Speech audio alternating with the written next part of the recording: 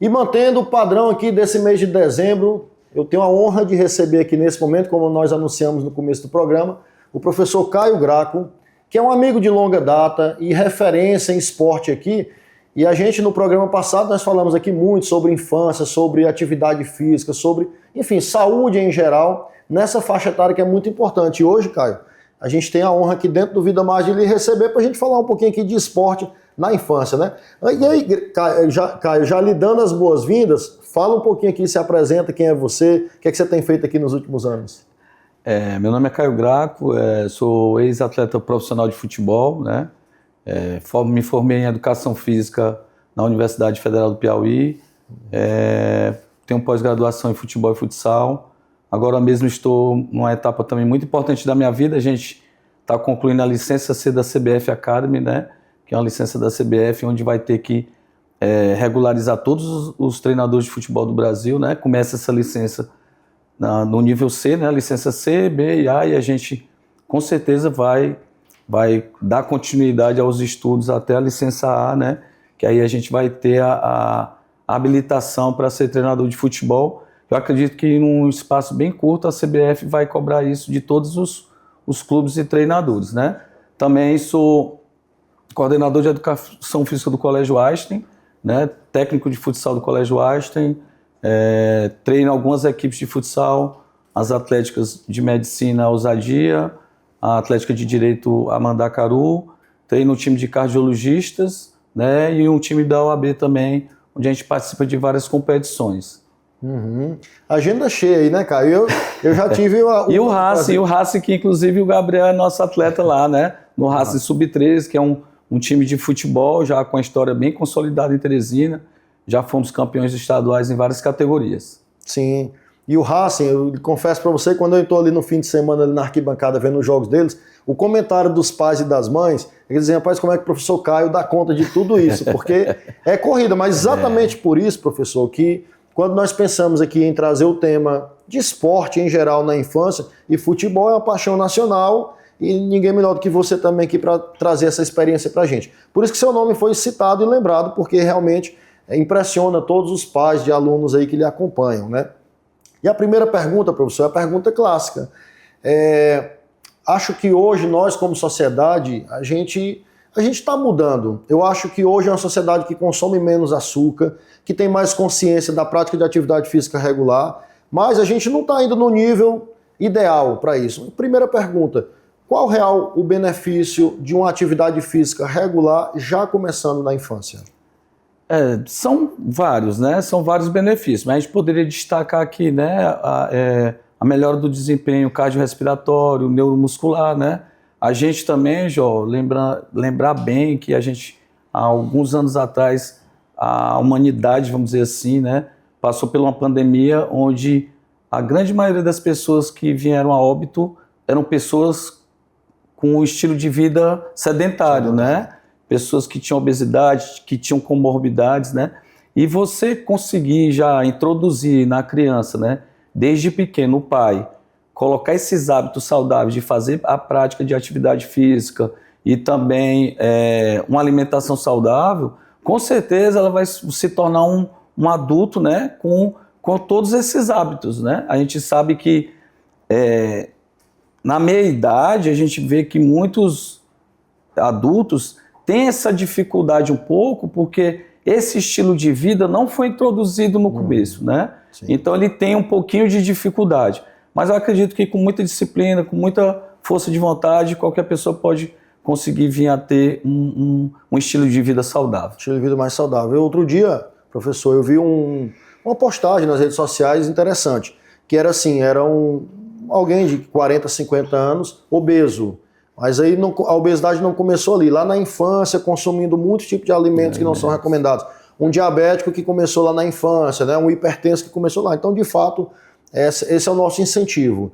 Mas... E Jó, sem querer me cortar, a gente está na era digital, né? Infelizmente, nem toda criança consegue ter esse controle de saber o horário de estar no videogame, de estar no celular. Às vezes o pai, numa vida hoje um pouco mais corrida do que antigamente, não consegue acompanhar mais de perto as atividades, né? Então o garoto às vezes fica muito tempo no celular, fica muito tempo no videogame, né? Se distrai de outras formas.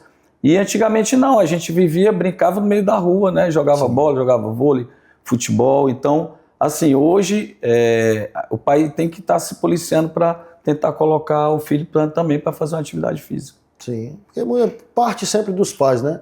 Aquela história assim, a gente quer um mundo melhor, quer pessoas melhores, mas tudo começa dentro da casa da gente. Dentro da casa, exatamente. E, professor, se a gente for falar especificamente de futebol, existe uma idade ideal aonde a criança comece essa prática? Enfim, tanto no desenvolvimento físico dele como emocional, qual é a recomendação hoje? E, Jó, eu particularmente, eu já trabalhei com crianças de 4 anos, né? Turmas sub-5, que são crianças de 4 a 5 anos e elas já tinham, vamos dizer assim, conseguiam assimilar algumas atividades. Eu sou a favor da iniciação precoce, eu não sou a favor da especialização precoce. O que é que a gente pode diferir uma coisa da outra? Por exemplo, dentro do futebol, né? Você coloca um garoto de 4, 3 anos, 5 anos para jogar, você já engessar eles, você vai jogar de lateral direito, lateral esquerdo. Eu acho que é muito cedo, né? Acho que a criança nesse momento é um momento de muita ludicidade, né? Que você tem que trabalhar muito lúdico, até para prender ela na atividade. Ela é uma criança, a gente não é um adulto pequeno, é uma criança. E a criança gosta de brincar, gosta de se divertir. Então é super importante nesse período, né? Você trabalhar muita ludicidade, né? Com certeza ele vai conseguir aprender melhor brincando, né?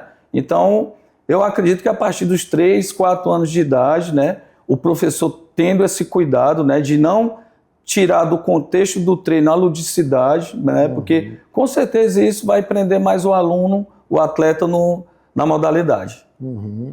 E como nessa fase que ele entra, a gente sabe que existe a competitividade, as crianças começam a participar já em idades muito cedo também de alguns torneios, mas como que hoje, professor, se trabalha a parte emocional da criança? Para que ela possa entender que ela está no meio de um jogo, eventualmente, que ali sai um vencedor e ali sai um perdedor. Como que o futebol consegue trabalhar isso também? Olha, eu particularmente, Jô, a gente tenta explicar para os atletas, né, que faz parte da vida vencer. No caso do jogo, a gente até passa isso agora para eles.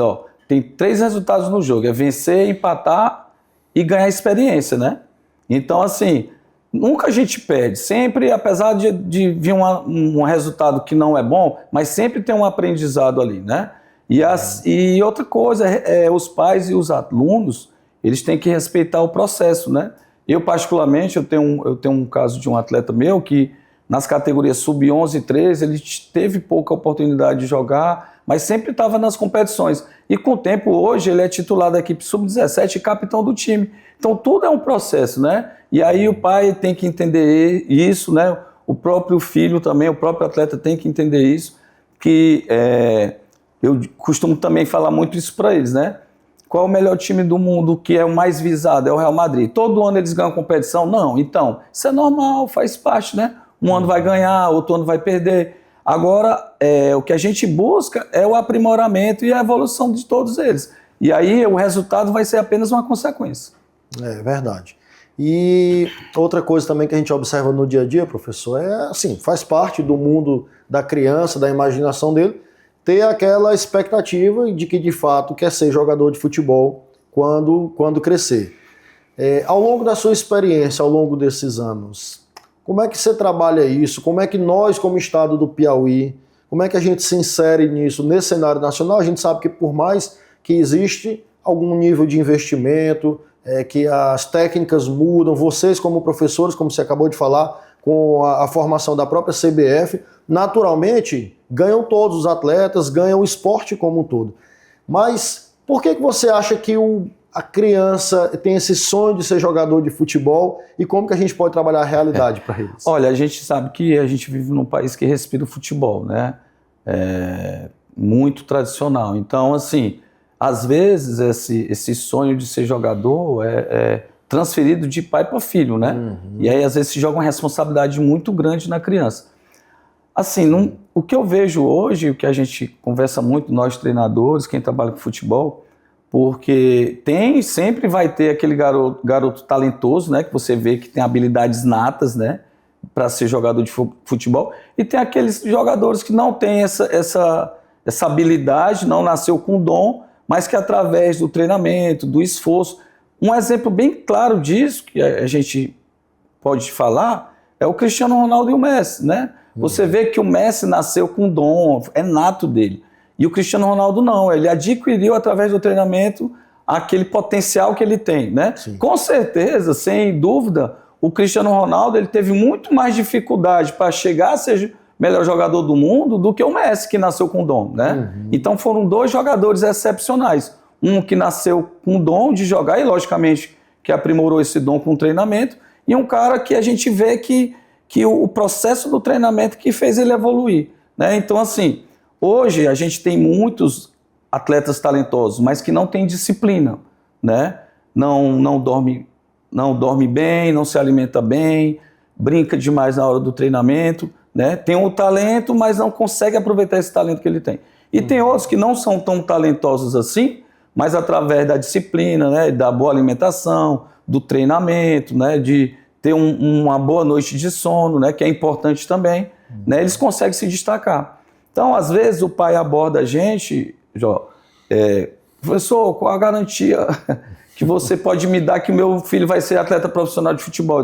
Cara, é muito difícil, é uma coisa que não foge um pouco do controle da gente, porque não depende só da gente que é profissional do futebol, vai depender muito do próprio atleta, do pai, de dar aquele suporte para ele, né? Então, eu já tive atletas, Jó, que assim, à primeira vista, assim, cara, esse menino vai se destacar. E não foi muito longe, por esse motivo, por não ter sido disciplinado, né? E eu já tive outros que a gente não via um potencial atlético muito alto, mas através do treinamento, da disciplina, conseguiu se sobressair dentro do futebol. E assim, para nós que não somos da área do mercado do futebol, ainda passa a impressão às vezes o seguinte, poxa, às vezes a gente olha assim um jogador de Série A do Campeonato Brasileiro, e a nossa impressão é a seguinte, poxa, eu tenho amigos que jogam melhor do que esse profissional. E não chegou lá até esse nível, porque você acha que o mercado também, para essas crianças, mesmo as crianças, ou que tem um potencial, ou que vai ter alguma... O que é que você acha que mais conta? Porque tem um fator sorte aí nesse meio, estar certo, no lugar certo, na hora certa, por um olheiro certo.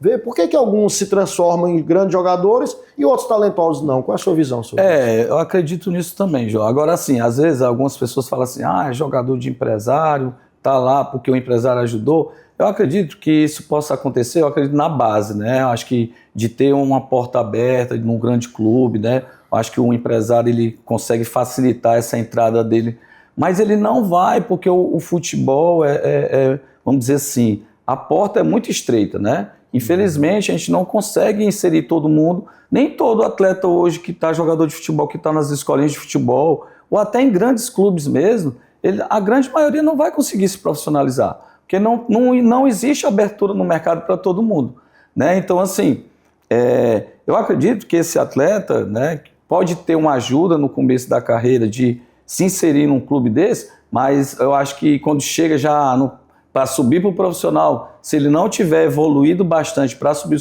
para o profissional, ele vai ficar com esse trabalho até na base. Então, assim, e acontece muito isso, Jorge, da pessoa estar na hora certa, no local certo. Isso ajuda muito também, né? Porque é a oportunidade que está aparecendo que às vezes, por exemplo, no interior do estado eu já tive a oportunidade de ir para algumas avaliações, a gente vê muitos atletas com grande potencial, né? Mas estão meio que escondidos, né? A gente não consegue, os grandes clubes não conseguem identificar esses potenciais que tem, né?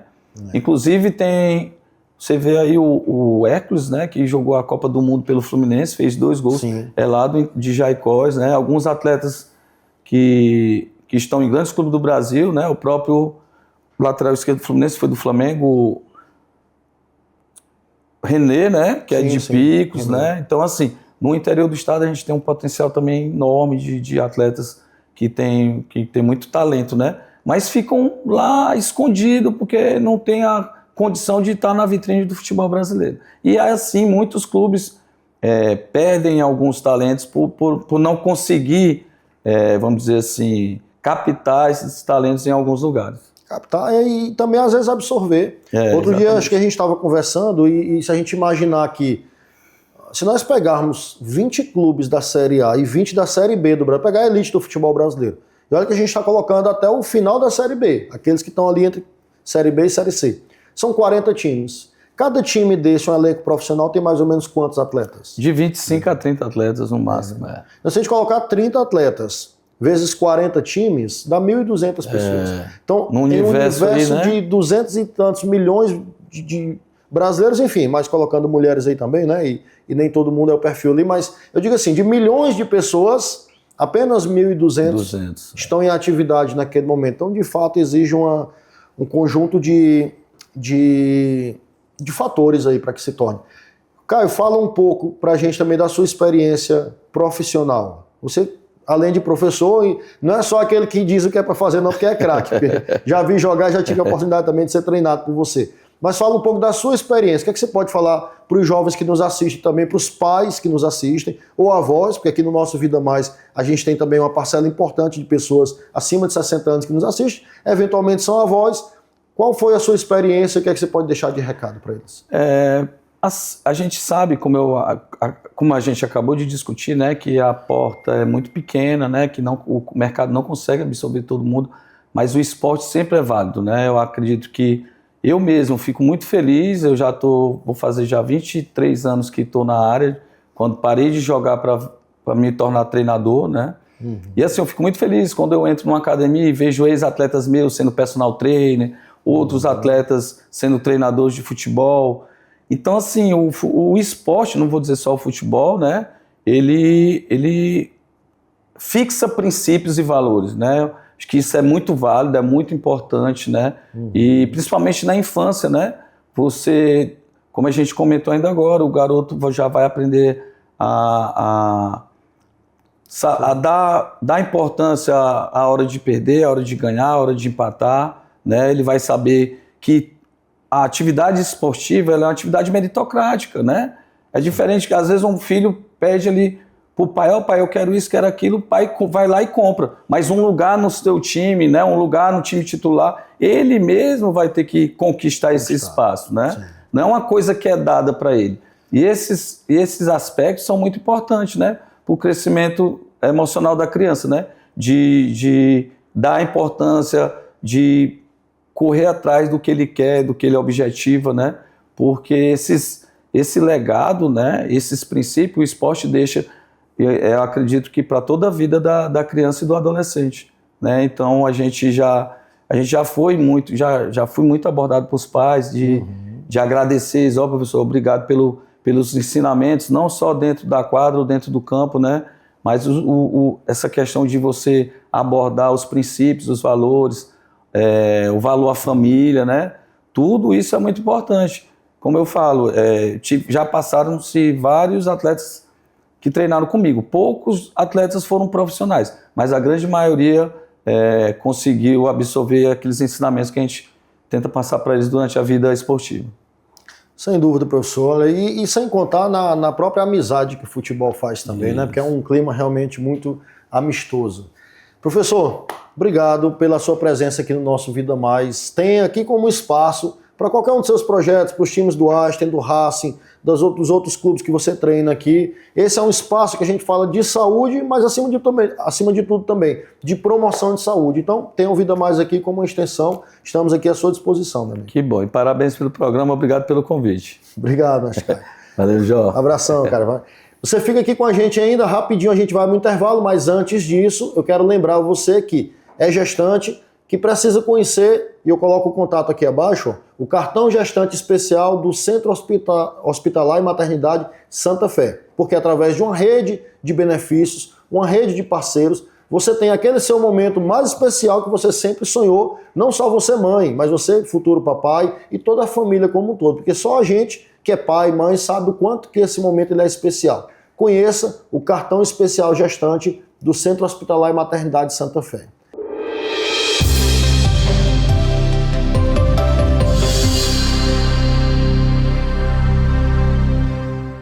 Programa Vida Mais. Oferecimento. Santa Fé, Centro Hospitalar e Maternidade. Aramis, Shopping Rio Poti, Piso L2 e Avenida Homero Castelo Branco. Faculdade 7. É muito mais que tecnologia. Construtora estrutural, edificando sonhos. Unimed Teresina, cuidar de você. Esse é o plano. LogMed, saúde fácil. Core Clínica, uma clínica carinhosamente pensada para você. Rua Coelho de Resende 483.